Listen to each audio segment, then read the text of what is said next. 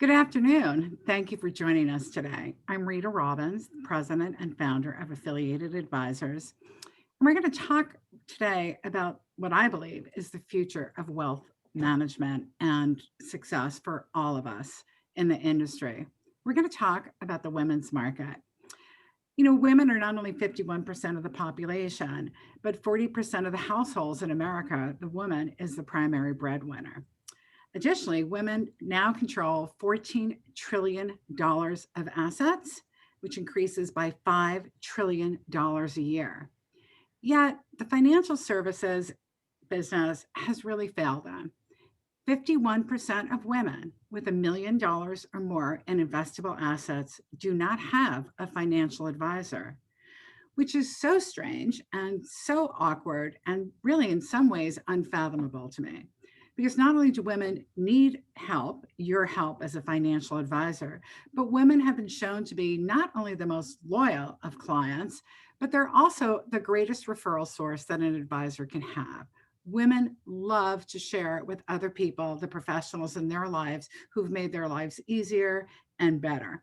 And to help us really understand how to really engage and really speak to and build our financial and professional relationship with women, I'm really pleased to be able to present Dr. Barbara Provost today.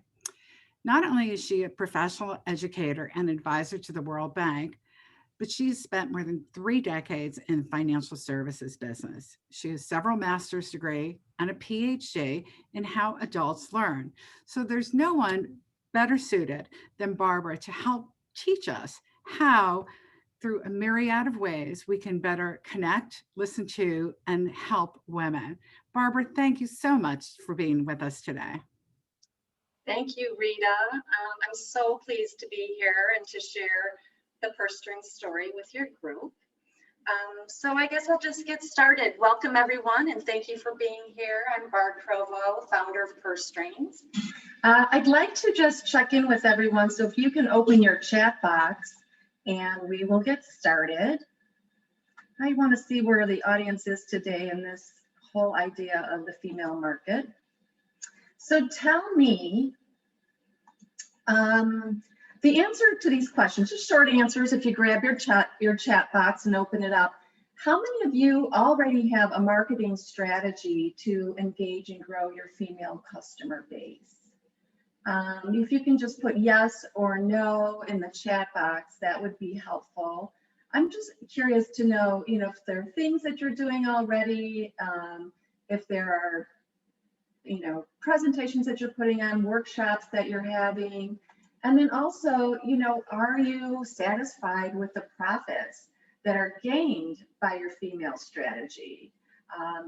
Are you finding that these new strategies or presentations that you might be giving are creating a greater profit for you?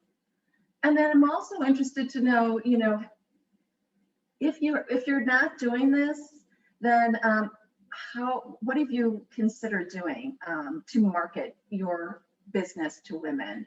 So, okay, so fully on board to run a female-only practice. I love it. And there's so many of that today that I see forthcoming. In fact, here in Chicago, they have a women's bank. So we're starting to see this pop up, and it's really exciting. And my next question is always, if you're not doing this today, so what has stopped you from marketing to women? And oftentimes I hear people say, I'm not quite sure that I needed to, or I treat all my customers the same, or I don't really feel supported by my organization to do anything different for women. So I typically get a lot of different answers on this. And so then my next question is usually, well, do you think serving a female market is even important to your business? Some may say, I think it's super important. Some may say, I treat all my customers the same, when they walk in the door. It doesn't really matter if they're male or female. So with that in mind, I want to just share with you a few more stats. I know Rita shared some great stats. Here's one. If you want to throw your answers in the chat box, that would be fine. The amount of assets shifting to women within the next 3 to 5 years, what do you think that amount might be, that the assets shifting to women? It's a pretty good size number. Not everybody knows the amount of assets shifting. It's actually $30 trillion, trillion with a T. That's a huge, huge number. Imagine, I always say, imagine being able to engage with, 0.0000001% of that. It would be a big change to your business. And then I ask, of all the women, women own what percentage of America's private businesses, which is an amazing number. Think about where we were 10 years ago and where we are today with all of these new female entrepreneurs. It's 40%. So that's a huge number of women owning their own businesses. I know I have 2 of them. So women are starting new businesses. The rate was at 1,800 new female businesses were starting every day. So imagine the growth there. And then here's a very powerful stat. What's the #1 financial regret that women have? It's not investing more of their money. Starting too late, not being aware, nobody told them, they didn't know. And so I am so glad that you are here today because I wanted to share with you my findings about this powerful market and how you can take advantage of it. So I won't go over all this. I had a great introduction from Rita, which covered much of this, but my background is I don't sell any of the products and services that you sell. I'm an adult educator, but I've been working in the financial industry for over 25 plus years, building education and educational strategies for the likes of the sales force and leadership in the financial arena. So during my time working as a consultant in these organizations, these are the things that I observed. And I'm sure many of you will be shaking your head, nodding your head, yes, that there are typically more men than women who sell insurance and financial products. And typically, this is what I saw a lot, a transactional sale where it was get to the end of the sale and sell a product. Complete the sale, get a referral if possible, and move on. I also saw a lot of complicated terminology that's used when the lay people don't really understand what that terminology means. And many times when adults are at the table, they won't say, I don't understand what you're talking about. They'll just simply nod and smile. The products can be complicated and sometimes difficult to comprehend. And I know women don't buy products the way that these products are sold. We like to linger, we like to touch and feel, we like to ask a lot of questions, we want to think about it. And oftentimes I've heard it said, women want to think about it. And how often do we go back and buy that black skirt or go back and buy that piece of technology because you thought about it, I think that's going to work for me. You may not have bought it first time, but you do go back. Oftentimes, financial professionals think they've lost the sale and they move on. Again, the documentation is dense with a lot of financial speak, hard to interpret, and the biggest, there's a lack of trust, huge lack of trust factor in the industry. So these are the things I've observed in my 20 plus years in the industry. And then I held focus groups because I wanted to know what were women's experiences when they were working with financial professionals. And these stories I heard a lot, and you probably know somebody like this. These are true stories, actual people that I've spoken to.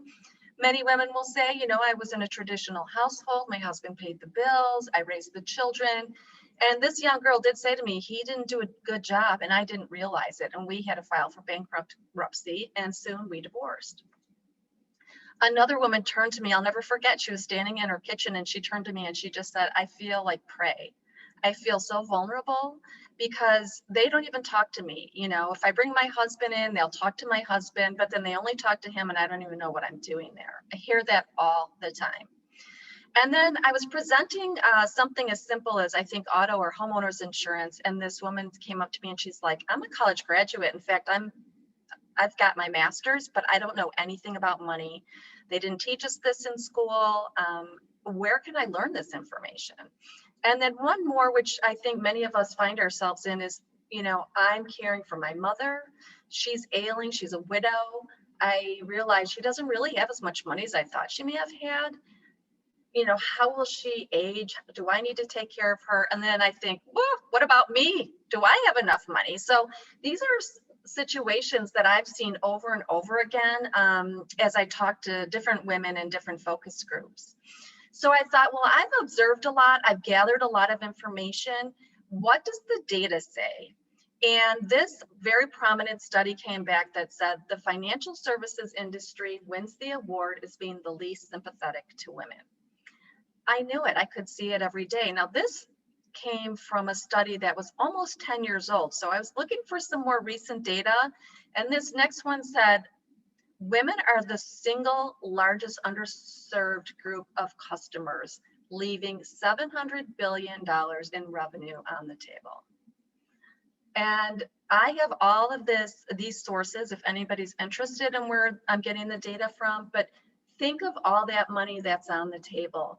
And you're not going to uncover that in the very first meeting. As I was saying earlier, when I was talking with Rita, it takes a while to really engage with women because women are about relationship. But the unfortunate thing is women underplan for their retirement when they are the ones who should be over planning.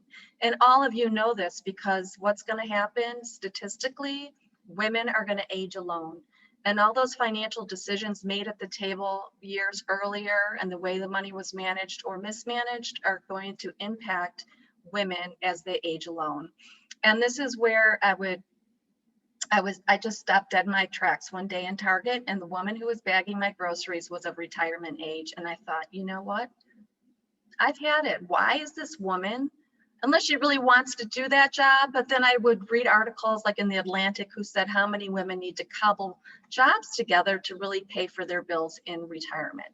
So I thought, well, who's doing this right? Are there any businesses, not in financial services, that are really focusing on women and doing it right? And what can we leverage from them? What can we steal? What can we mimic on what they're doing? And the first one is Dry Bar. Now this company blows me away, and here's why. This woman had a blow dryer, a brush, and a sink. And she went from 4 shops in 2010 to a $50 million business. How does she do that? There are hairdressers on every corner. And yet she doesn't do color, she doesn't do cut, she doesn't do nails, all she does is dry her hair. How did she do this? So I set out to investigate. And typically what happens with her is she created an environment that looked at all the nuances that women want. What does the environment look like? So when they were building these shops, they took countless hours to perfect the lighting. We all know women, when we go into put on a new shirt or get our hair done, the lighting is so important, right? Because we want to look good. They created a seamless online booking process. So not a lot of wait on holds, not a lot of, oh, someone will get back to you. They kept the telephone hold times to a minimum, right? That's important. We're busy. I hate holding, I hate waiting. And they know that. They have, if you've been in there, their little menu of items are all around bars. So the way that you get your hair blown dry is they mimic different types of drinks. Even the music the salon has its own music. They have blow dryers that don't sound like lawnmowers, and even down to the fabric on the chairs. So what does this tell you? It's all in the nuance of what women want. Every decision was made from a female's point of view, and it worked. It worked tremendously. So let me get back here. What's another organization? Well, CVS Pharmacy, and the reason I bring them up is because they know their market is women. So what they did was they shortened their wait time for prescriptions. Their aisles are wider and better lit. They have more beauty products.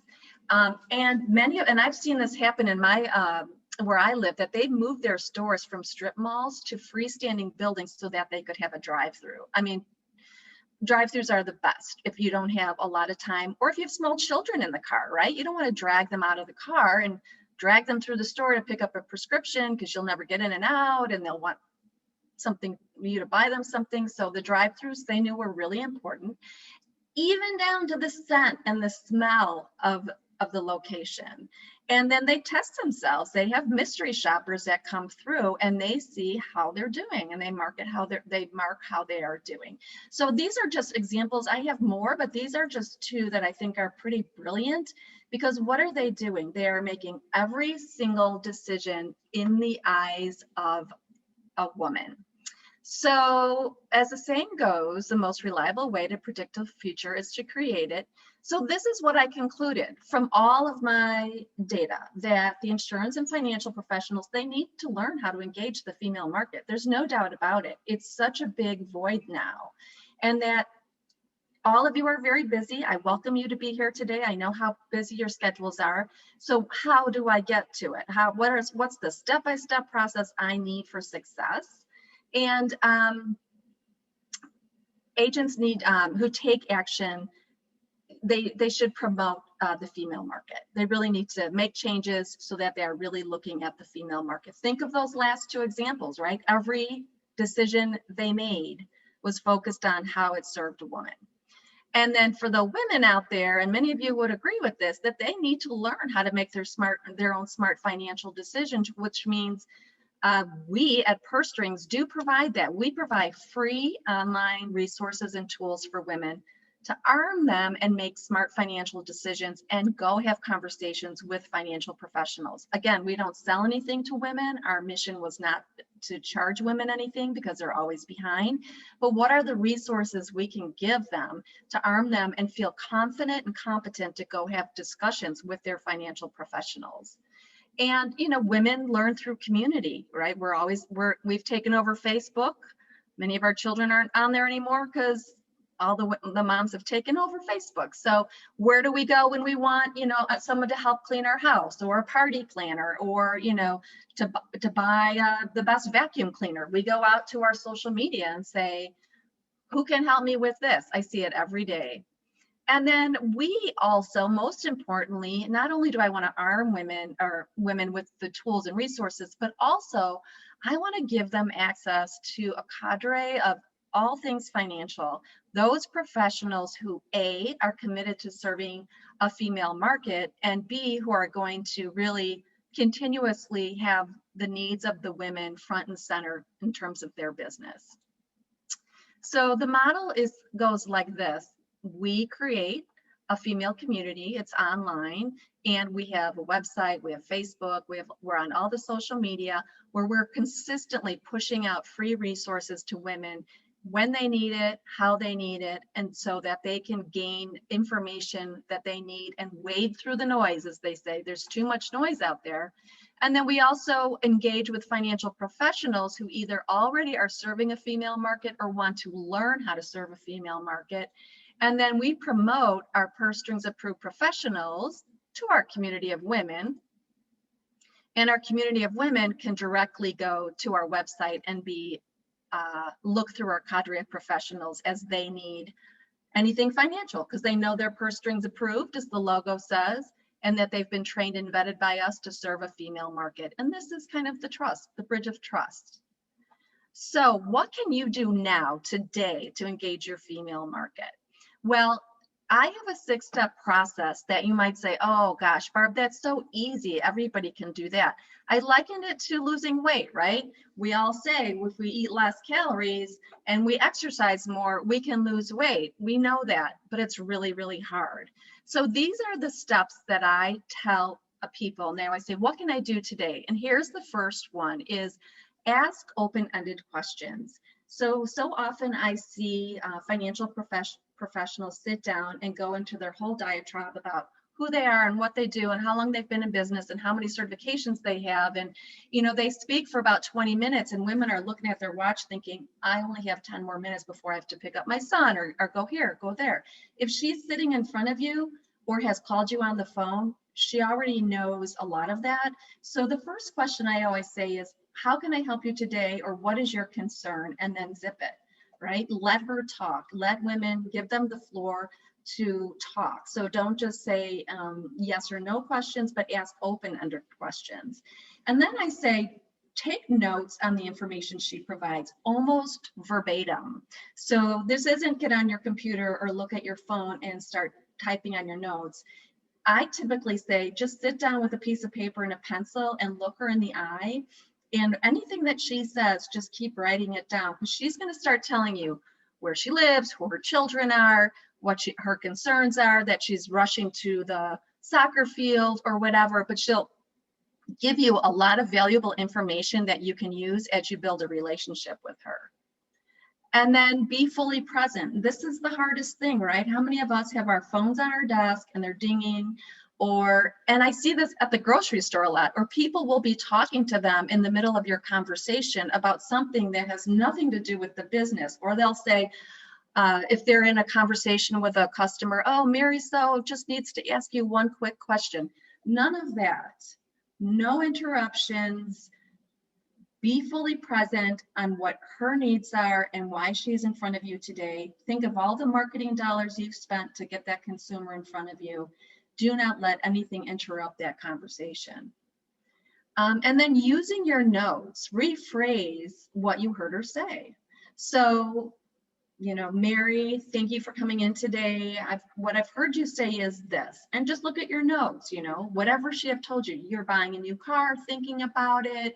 You're wondering about blah, blah, blah, whatever she's told you. I understand that you're running kind of late right now. You have to, whatever she said, because she's going to go, oh, he's really focused on me and he's listening to what I told him. That it makes her feel trustworthy, that you've really focused on her, and it makes a world of difference, and that you've correctly captured her information. And if not, she has the opportunity to correct you. And then offer a few ways you could meet her needs. Now, don't give her 7 or 8 or 9.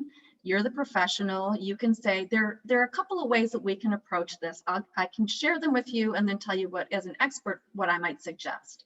So you give her 1 or 2, maybe 3 options or ways or strategies or products, whatever it might be, or next steps, and then let her decide or answer any questions that she may have.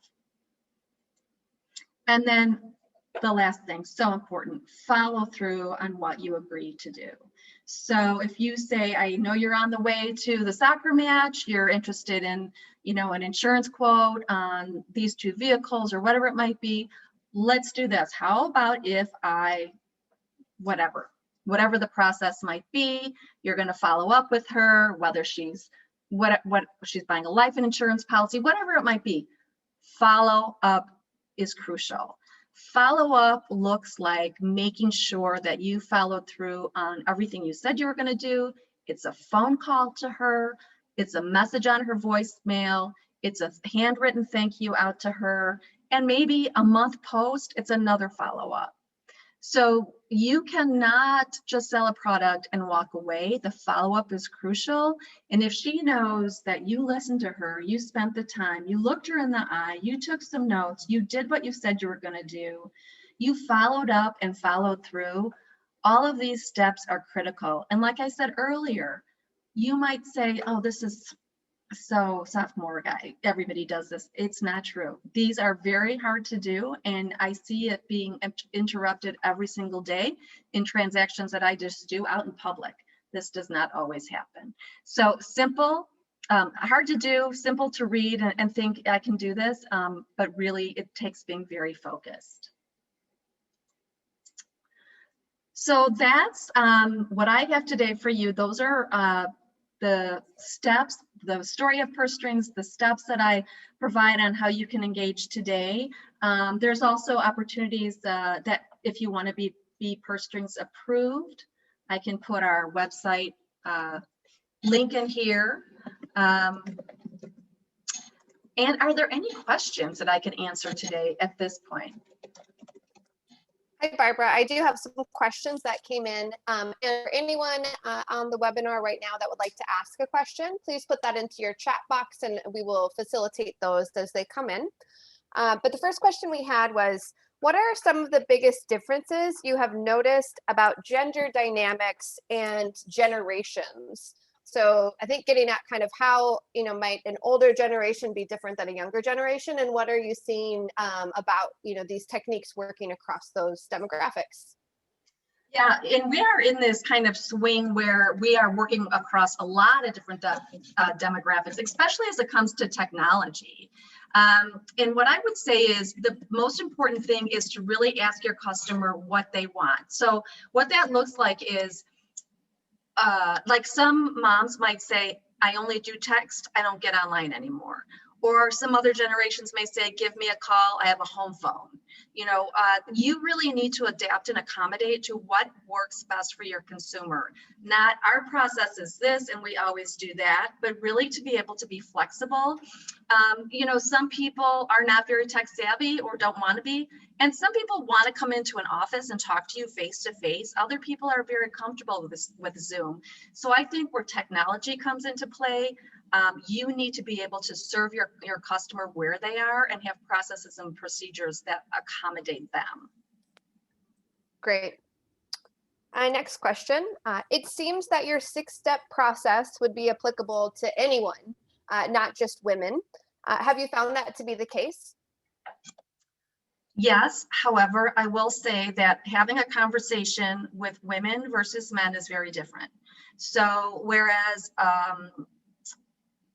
and I have a lot of data and information on this, but whereas women really want, it's important to a woman to sit down and have the floor, if you will, the space to really talk about what it is she needs and what she's looking for and why she's there today. And she's probably going to give you a lot more information. Whereas men typically will just cut to the chase and be very direct with what they want. So the reason I say that's so important is because oftentimes what I see is financial professionals cut to the chase instead of just saying, oh, wait a minute, I should just give them the floor and let them kind of lead the conversation. So often what I see, and I have data to back this up, is, you know, women are really buying on emotion, you know, financial services and insurance. It's all about safety and protection. And so what's most important to them is, you know, I have family, I have children. They want to talk about their children. They want to talk about the impacts of the safety or the financial security and how that's going to help serve them more from an emotional standpoint. Whereas men often focus on the return on the investment. So the reason why I say that's so important is, yes, that process might be the same, but the way that you finesse that process could be different. Great. Next question. I need marketing content and workshops or seminars catered towards women. Does Purse Strings provide that kind of support, or do you have any maybe suggestions for resources that would? We do have a course called Reach, Engage, and Earn the Female Dollar, which really teaches you just that. It goes through a whole assessment. You walk through an assessment of your own business practices, and you take a look at all the different, what I call touch points. So when a consumer is looking for you, how do they find you on the internet? And what are you portraying out to the world, to the internet? I had a company call me and say, you know, we're really trying to reach a female market and we're interested in what you do and so on and so forth, and let's have a meeting. And I brought up their website and it was just mountains and pillars or something like that. And I have a dear friend who's an expert web designer, and I'm like, so what do you think about this website for women? Like, I have my opinion, but what do you think? And she's like, yeah, no, it just exudes testosterone. You know? So it's like, there's nothing warm and engaging. So think about your very first impacts. That's your marketing profile. That's how you're going to engage a market. So if you're really interested in working with a female market, you have to start from the very, very, very beginning. How do they find you on the internet, and what are you portraying, right? In that very, what do they say? You never have a second chance to make a first impression.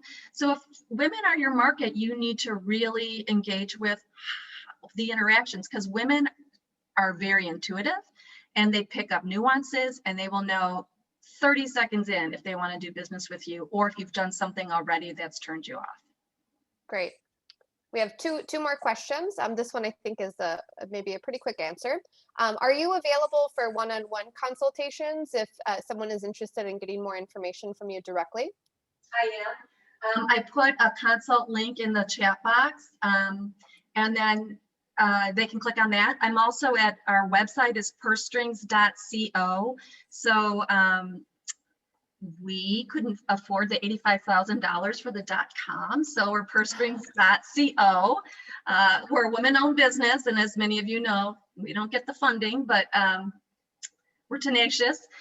So yes, pursestrings.co is our website. So you can go there and you can always link out, go to our site and connect with me there, or barb@pursestrings.co.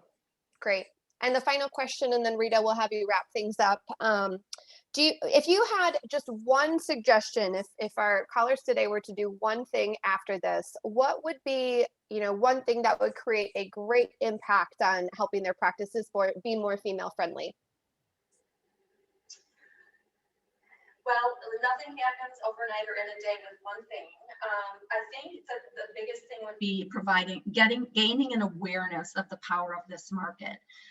If you just Google women financial power 2020 or anything like that, I have so many articles that pop up that will tell you the transference of wealth that's going to come in, the number of women that are out educating themselves more than men, the number of women that are getting into places like we've never seen before. We have a women vice president. We have women on the NFL field. We have women owning baseball teams. So if you really look outside your own agency, your own business, and see, wow, this is really happening out in the world, and I'm going to be aware of it. Now I know this could really impact my practice in a big way, and I need to do something about it. Don't be like Blockbuster, who said, oh, streaming will never impact us. Now they're out of business, right? And Netflix has got all the money. So we need to be aware of our surroundings and what's happening in the world and really make changes accordingly.